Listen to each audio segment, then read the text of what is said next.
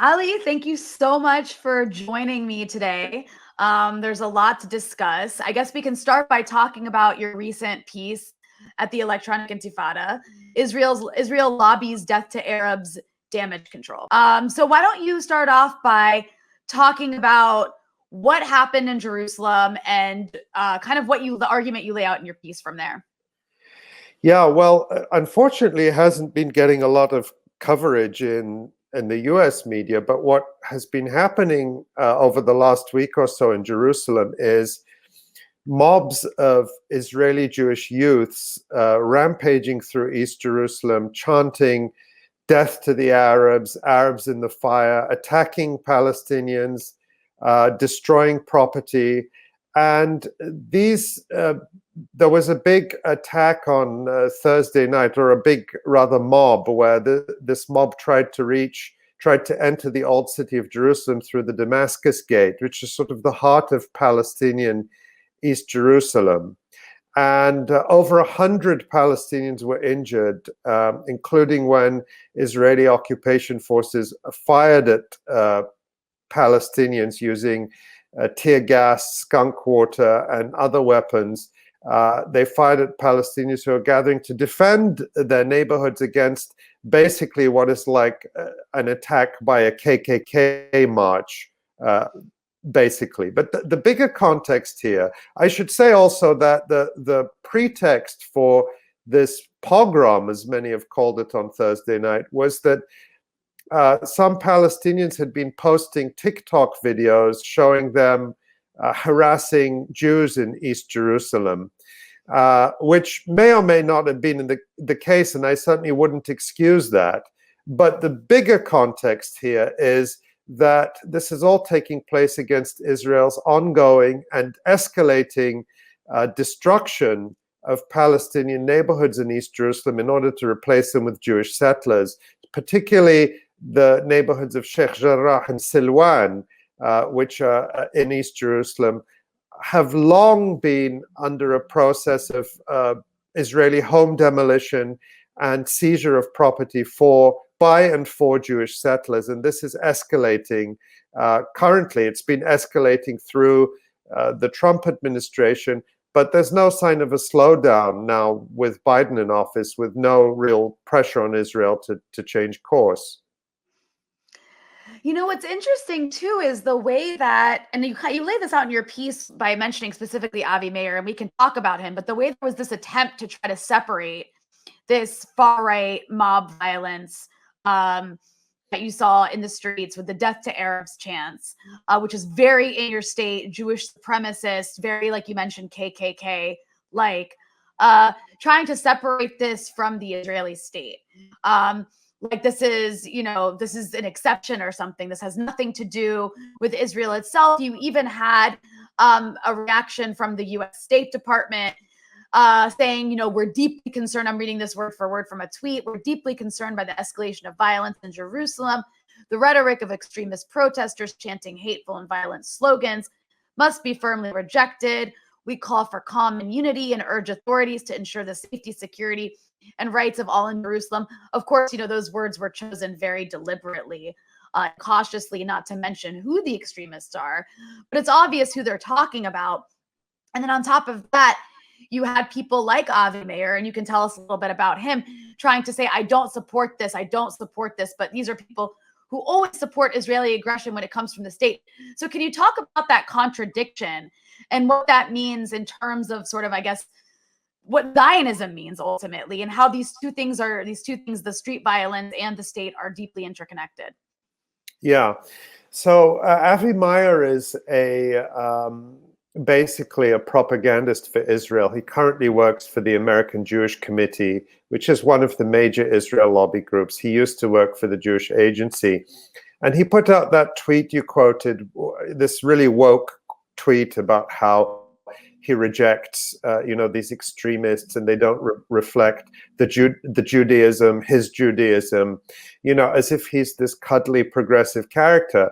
The reality is that Avi Meir used to be a spokesperson for the Israeli army, and his job every day was to justify war crimes against Palestinians, including expulsion, ethnic cleansing, extrajudicial killing, the whole gamut of unrelenting Israeli war crimes. So really the distinction here is that Avimaya is simply embarrassed that these mobs are going around chanting death to the Arabs and it's being caught on camera. He would prefer the killing of Palestinians or the expulsion of Palestinians to be done in an organized manner by the Israeli state. That's really the only difference. And one of the big ironies too is that he's claiming to condemn these mobs chanting death to the Arabs and attacking Palestinians. In 2014, he actually attended one of these death to the Arabs rallies himself. I don't know if he was an active participant or he just happened to be walking by, but he tweeted about it and totally misrepresented and whitewashed it. He claimed that they were, quote, protesters demanding stronger government action against terrorism. That's how he whitewashed a mob that was rampaging through Jerusalem chanting death to the Arabs. So what it shows is that the reality of Israel today is very embarrassing to its propagandists like Avimaya, another group that also condemned this mob violence and is Democratic Majority for Israel, a lobby group within the Democratic Party. So they're embarrassed by this because it really shows the true face of Israel.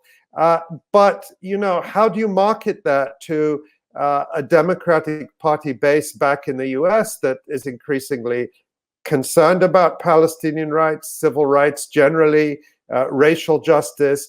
And it just, you can't square the circle of support for Israeli fascism while also, putting hashtag Black Lives Matter in your Twitter bio or what a lot of people do. So there is that marketing effort. But another key point is that these Israeli gangs, whether it's this particular group Lehava or the Kahanist groups that are in the Knesset, the followers of the racist Rabbi Meir Kahane, the founder of the violent group, the Jewish Defense League, is, the Israeli politicians keep them just a little bit at arm's length so they can condemn them if they have to. But the reality is they are the foot soldiers of the Israeli state's ethnic cleansing and occupation of Palestinians. They work closely with the state. They're tacitly or openly supported by the state. Lehava, the group that led this pogrom in Jerusalem, has worked with the Israeli government. We've seen other groups, extremist groups, receive funding from the Israeli government, usually under the guise of educational activities. But the reality is these are government-backed groups. They're foot soldiers for the Zionist state, whose whole ideology is about taking the land from Palestinians and settling Jews in their place by force if necessary. I was so struck by this one young woman. There was a video of her going around, I think she was in Jerusalem, who was asked about what she thought about these death to Arab rallies. And what she said. She said, I don't say let's burn their villages. I just say that they should get out from them and we take over their lands. So it's like this difference between this kind of, I guess you can't call it polite Zionism, but I guess compared to like the openly genocidal calls, it's more polite. But right, like you said, these people are the foot soldiers of Zionism. And it was interesting to see. I mean, the New York Times headline for what happened, I think this article was written by Isabel Kirchner, was Israelis and Palestinians clash around Jerusalem's old city. So once again, this is pretty explicit genocidal chants, and it was portrayed in the mainstream media as something that was just two sides clashing. Right, and implied in that framing. And by the way, if mobs were going through Jerusalem or any other city in the world chanting death to Jews, that would be the main headline, and it wouldn't have been buried in a subhead or in the body of the article like the New York Times and many others did.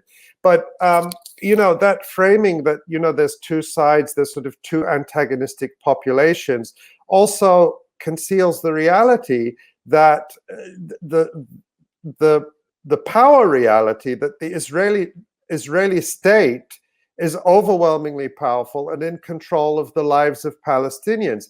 There is no comparison between Palestinians and Israelis in this situation. It's like comparing black people in the Jim Crow South in the United States with white people, and then just calling the conflict over the racial injustice clashes, or just a white-black conflict, instead of addressing the reality that this is state oppression against a population because they're, in this case, Palestinian. And that state oppression, those Israelis who are invading East Jerusalem, rampaging through East Jerusalem, are going there to carry out violence against Palestinians with the full knowledge that the state is behind them and will protect them. And which is exactly what's happened. We saw the Benjamin Netanyahu has not condemned, as far as I can see, the mobs chanting death to the Arabs and attacking Palestinians. And Israel's public security minister actually put out a statement about what's been happening in Jerusalem and didn't mention that at all. He 100% blamed Palestinians. So that, shows you that this framing that the New York Times is giving, as if it's just two equal sides or two antagonistic populations who don't get on for some reason, is thoroughly deceptive, to say the least. And then going to, what I also noticed that was interesting was I didn't see condemnation. Well, this is not that surprising. I didn't see condemnation from American officials. I mean, this is allowed to take place. This is allowed to happen. The response from the Israeli police was actually to target Palestinians who were defending themselves from these racist mobs. And they, I think, were the majority of people that were arrested, majority of people who were injured.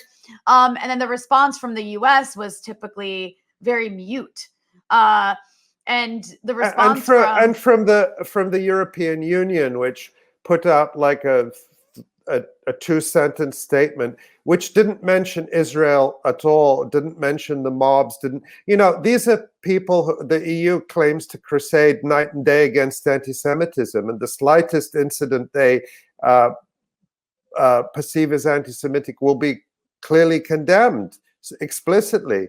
But mobs chanting death to the Arabs, they just referred to it in the vaguest way. And again, no specifics, and presented it as, tensions or clashes or, I don't have that statement in front of me, but these kind of euphemisms. And the bigger context here, there was a particular incident in Jerusalem, or Israel placed barricades around the Damascus Gate. The Damascus Gate is one of the historic gates to the walled old city. And it's a place where historically it's very important to Palestinian life in Jerusalem. It's where all the often women from the surrounding villages around Jerusalem would come in and sell their produce, sell the things they'd grown in their villages. So it's an important gathering space for Palestinians in Jerusalem. And what Israel did is they put barricades basically closing off the Damascus Gate. That really fueled that was seen by Palestinians as another attack on their presence in the city. And Palestinians protested and forced the removal of those barricades. So they perceived that as a victory. But if you have to look at that in the context of a year or so ago, Israel tried to install metal detectors going into the Al-Aqsa Mosque, which again Palestinians saw as an effort to control the space and prevent their access. Palestinians forced them to remove the metal detectors. You might think these are all very small, minor things, but what's really at stake here is control of Jerusalem. And you have to recognize that there is a major movement in Israel, the so-called Temple movement, which calls for the destruction of the Al-Aqsa Mosque and the Dome of the Rock and their replacement with a Jewish temple, this messianic movement that wants to see the most important Muslim holy sites in Jerusalem destroyed and replaced with the Jewish temple, which would unleash untold violence, not just in Palestine, but around the world. And this temple movement has a lot of backing from the Israeli government and from senior ministers. I've written about it. Dan Cohen did a great piece for the Electronic Intifada a couple of years ago on all the Israeli politicians and top rabbis who explicitly support this movement to destroy Al-Aqsa Mosque. And so that's the context where Palestinians, I think correctly, see almost any encroachment by Israel on their space as part of an effort to advance this complete takeover and complete Judaization of a city whose history is inseparable for its Arab, Palestinian, Muslim, and Christian people and character. You know, it's a really good point. And I think that at this point, it's become so difficult because this has become, the Israeli state has been taken over by a lot of these explicit racists. These really religious messianic types are in positions of power now. And so it's become increasingly difficult for liberals in America and, you know, so-called liberals in Israel to sell Israel as like a normal country. And one thing I noticed is that Congress recently signed this letter committing the $3.8 billion a year to Israel for the next 10 years. It was a bipartisan letter that was signed by almost everyone.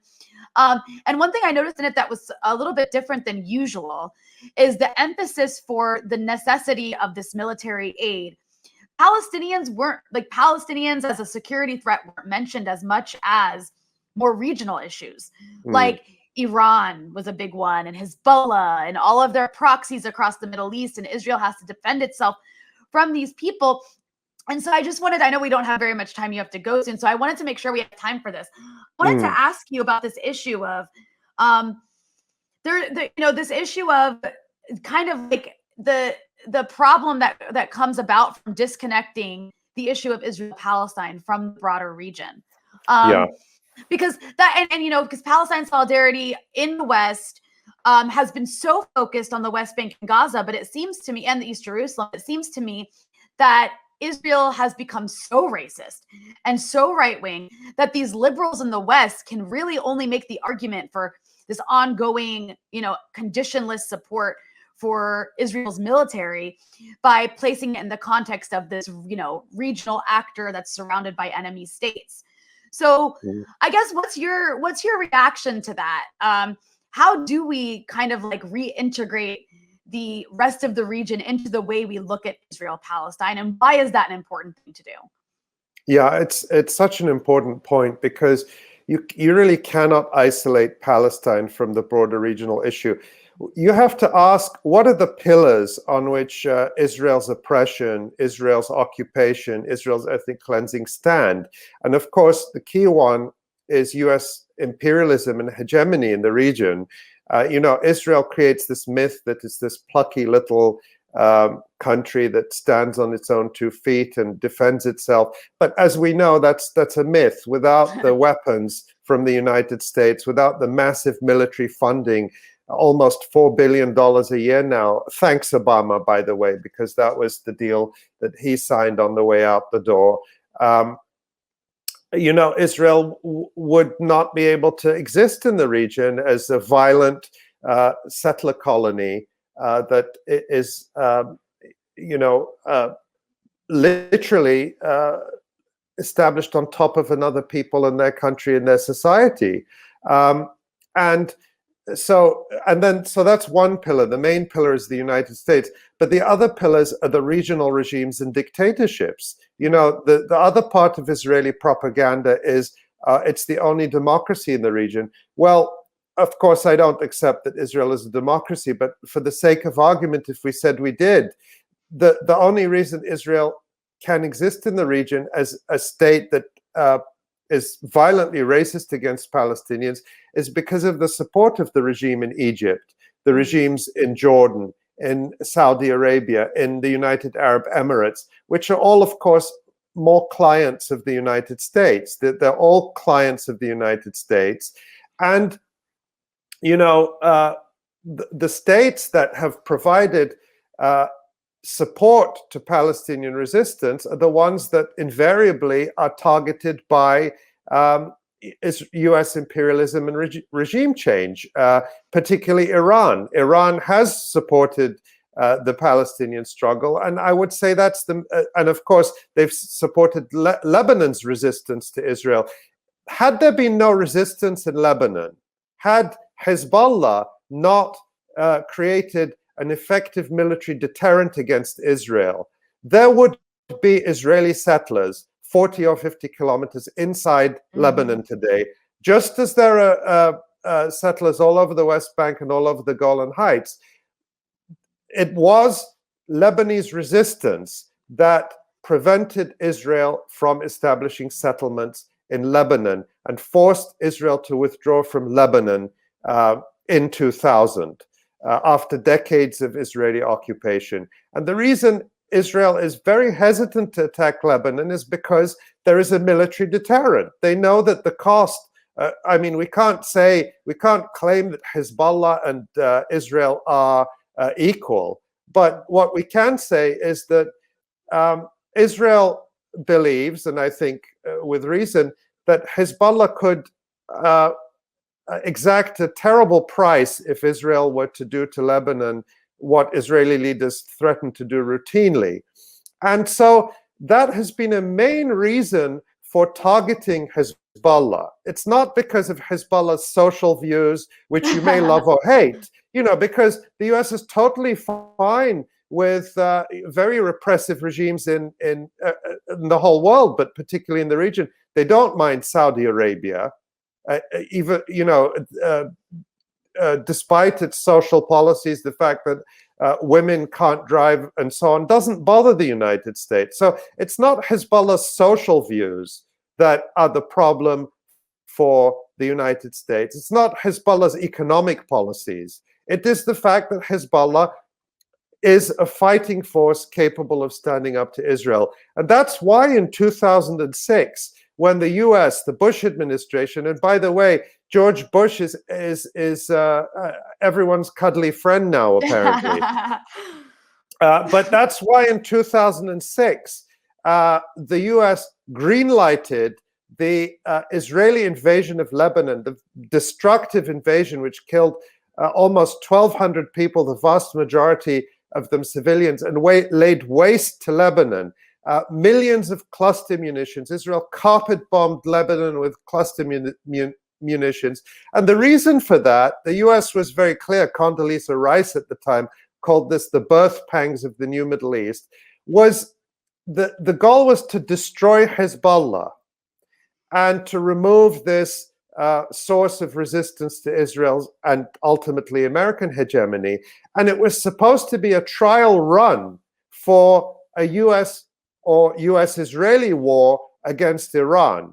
But it was so disastrous from the Israeli perspective, the Israelis were humiliated in Lebanon that they were never able to carry out that kind of attack on Iran. Although now Israel is, of course, waging a more or less open terrorist war against Iran, murdering scientists, murdering officials, setting off bombs on oil tankers, which I think aim to provoke Iran and aim to provoke regional tension so that Israel and its lobby can go back to Congress and say, we're under such threat from Iran that we need more American weapons. It's great business for everyone involved. It's great business for the weapons companies. It's great for Israel. The only thing it's not good for is, you know, people across tens of millions, hundreds of millions of people across the region. No, exactly. That kind of brings us to I mean, I just want to, you know, to tie this up, is the point here is that really I've come to the conclusion, I think others have too, that as long as the US is the imperial hegemon in the region, there will never be justice for Palestinians. So you cannot support US imperialism in the region. You cannot support US regime change wars in the region and claim that you're pro-Palestine. You cannot support US bombing of Libya, US bombing. You can't support the US invasion of Iraq and claim you support Palestine. So to me, these things go together. It's not up to me to choose the governments of other countries. I live in the United States. I'm a citizen here. I do not support, and I strongly oppose, US coups, regime change, wars, occupations around the world and across the region. The US has no right to do that, no right to tell other countries who should govern them, and it remains the main source of the oppression of the Palestinian people. Is the, how can you take it seriously when the United States says they're for freedom, democracy, and apple pie in Hong Kong or in Venezuela or in all these countries that happen to be strategically important to the United States, but they're all okay with what Israel is doing to Palestinians? Clearly, it's not about freedom and democracy. Not at all. And that shouldn't be a controversial thing to say at all. Well, apparently, if you don't support American bombing and regime change, and you don't support the US funding its proxies and NGOs to agitate in countries around the world, if you don't support funding effectively what turned out to be affiliates of Al-Qaeda in Syria and other countries, if you don't support that, then you're an Assadist, you're an Orientalist, you're a stooge of Russia and China. Every single insult that is thrown at people. And others have made this point, but I feel like the memory fades so fast. It's been more than 20 years or almost 20 years since the anti-war movement trying to stop the US invasion of Iraq. And I think others have made this point. I think maybe you even made the point in the recent discussion at the Electronic Intifada podcast. But if the same politics had been dominant then as now, there would have been no anti-war movement, because we would have all been called, Saddam Hussein lovers, Saddamists. We would have all been called Saddamists for opposing the US invasion of Iraq. And people would have been saying, listen to Iraqis, when they meant the American stooge Ahmed Chalabi. The bank robber, an American stooge Ahmed Chalabi, they would have said, listen to authentic Iraqi voices.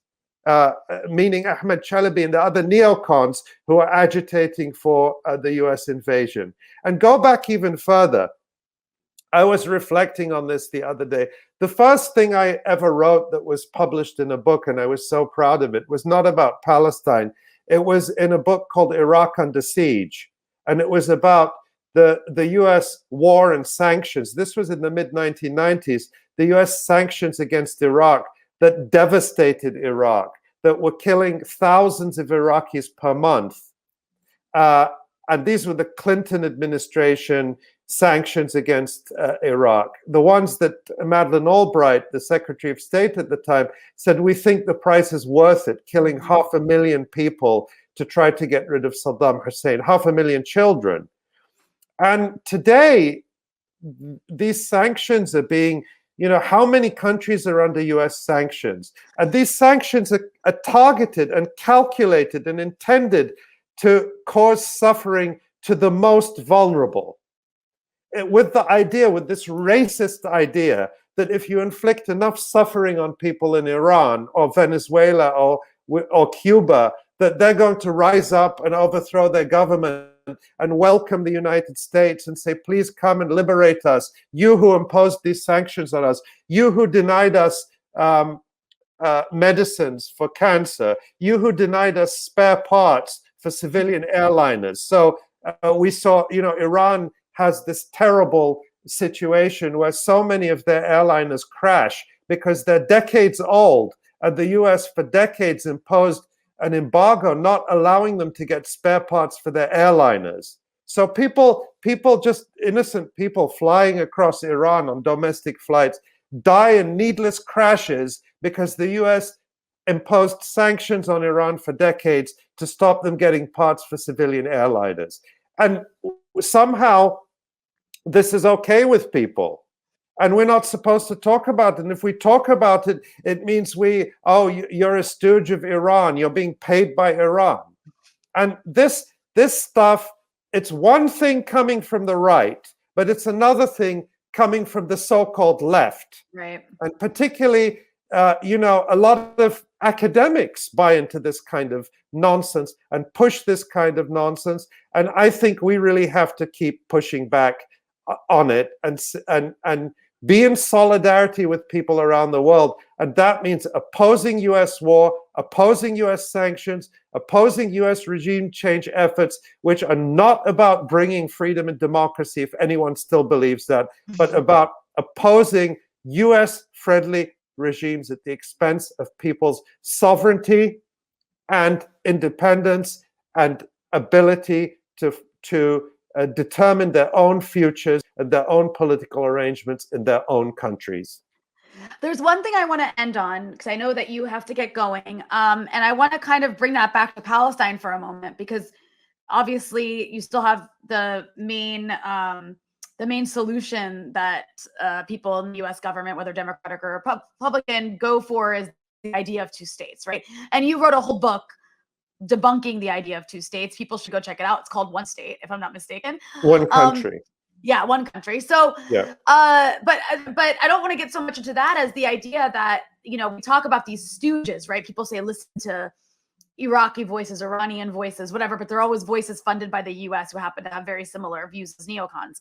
And when we look at Palestine, you see a similar arrangement in the Palestinian Authority, where you do have what could be considered stooges. And I wonder, there's elections in Palestine coming up. Am I wrong to say that? There are elections in Palestine coming up. Do you think that they have, that there's anything hopeful in those elections? Or is this just something that's been set up by the US, Israel, the UAE, as people they back and fund to be their little puppets in Palestine? I think it's basically the latter. You cannot, elections in the West Bank and Gaza under occupation cannot solve the problem of the Palestinians. This is like people in a prison electing who will be the spokesperson for the prisoners. At best, that's at best. They're still in prison. They're still surrounded by walls and bars and guards. And so just having an election among the prisoners doesn't suddenly bring you freedom or independence. So that's the context we have to see it in. But it is very much about kind of trying to renew the legitimacy for the Palestinian Authority, which has lost all legitimacy. And I was reading something this morning that, the Americans are desperate to have these elections postponed because they think Hamas is going to win again, as they did in 2006. And that's not, and that's, that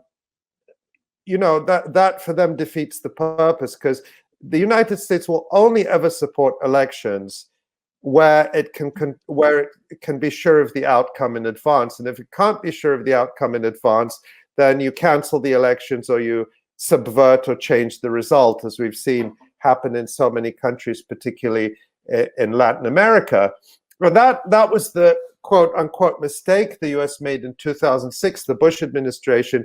They pushed for the elections thinking that Fatah, the Mahmoud Abbas's faction that controls the Palestinian Authority and was funded by the United States. Trump pulled the funding, but was always funded by the United States. They thought Fatah would win. And when Fatah lost, Condoleezza Rice, the Bush's Secretary of State at the time, said, we didn't see it coming. They were totally surprised. And once Hamas lost, they then did everything to subvert the election result. In fact, the US organized a coup with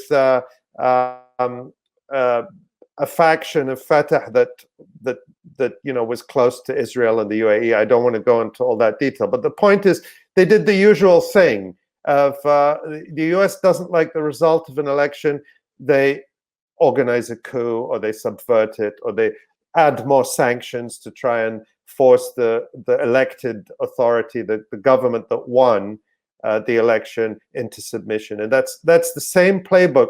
They did the same playbook in 2006 in Palestine as they've done in countries all over the world, as they're doing in Venezuela. You create misery, you generate misery, and then you say, look how terrible these leaders are. Look how their people are suffering. It's the Gazification of, actually, you could say Gaza is kind of like the sort of laboratory. It's the laboratory. Yeah, I mean, Iraq was the laboratory for the sanctions, in a way. Iraq in the 1990s was the laboratory for the sanctions that are being used now to cause misery in Iran and Syria and Venezuela and other countries targeted by the US. And also in Gaza, because the Israeli sanctions on Palestinians in Gaza, the siege, is very similar to what was done to Iraq in the 1990s. And people have lost this perspective because, it becomes ancient history so fast. But Gaza is also the laboratory for a lot of the,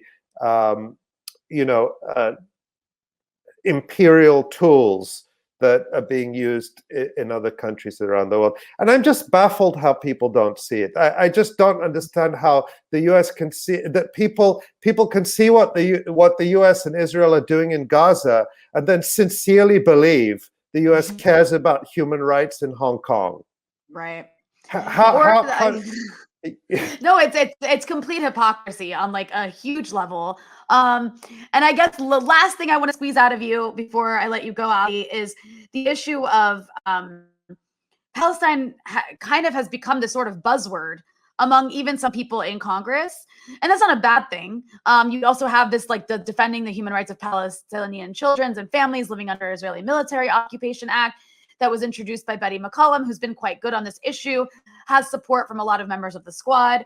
But I'm just curious, what's your reaction to people who do believe that, the squad can do anything to help Palestine? Are they doing enough? Well, I wrote an article a couple of weeks ago about AOC. It's called AOC Panders to Israel Lobby. Because she did this cringeworthy event with the JCRC, the Jewish Community Relations Council in New York, which is an extremely right-wing Israel lobby group, very anti-Palestinian, supports Israel's wars against Palestinians in Gaza. And she just gave this totally cringeworthy, did this event with them, an online event, which I wrote about. And to me, it's a big change from, in 2018 when she was running, when she was using very forthright language about Palestine. And it seems to be this pattern where, people will say things, people like AOC will say things to get credibility on the left, which saying something about Palestine will do, because it's considered to be kind of the third rail. So if you come out and say, I support BDS, I support Palestinian rights, or Israel's committing war crimes, or whatever it is, people will pay attention and they'll say, wow, this person is the real deal.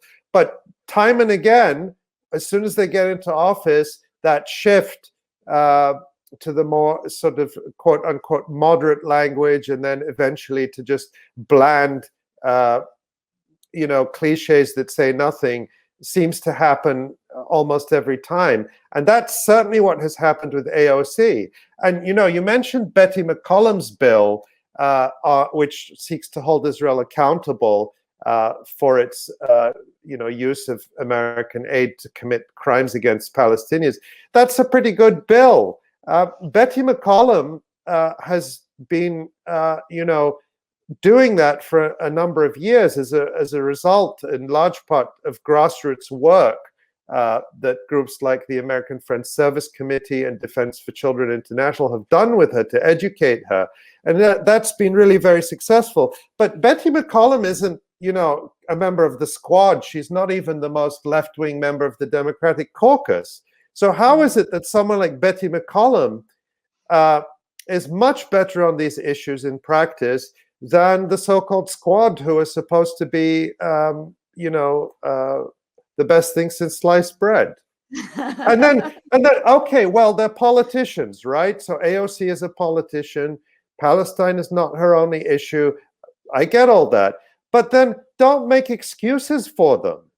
That's not our role, is not to make excuses for them and protect them. The same people who would be telling me, oh, look how great her tweet about Gaza is in 2018 before she was elected, are the same people who tell me to shut up right now about her terrible statements in front of an Israel lobby group, praising Israel's so-called green technology and other propaganda talking points. So, a politician is a politician. They're not your friend, they're not your auntie, they're not your sister, they're not your brother, unless they literally your sister or brother, in which case, that's a different matter. But my point is, you have to keep pressuring them. You have to keep them accountable. And so many people I see on the left don't want to do that. They just want to be in a fan club, and that doesn't get us anywhere. Right. Well, Ali, thank you so much for joining me. Ali Abunimah, the director of the Electronic Intifada, author of the book, The Battle for Justice in Palestine. Everyone should follow you on Twitter, on the Electronic Intifada. You are the best sources to go to when it comes to this issue. Thank you so much for joining me. Thank you, Rania, and thanks too for coming on our podcast recently. It was a great discussion. Yeah, and people should listen to that too. Yeah.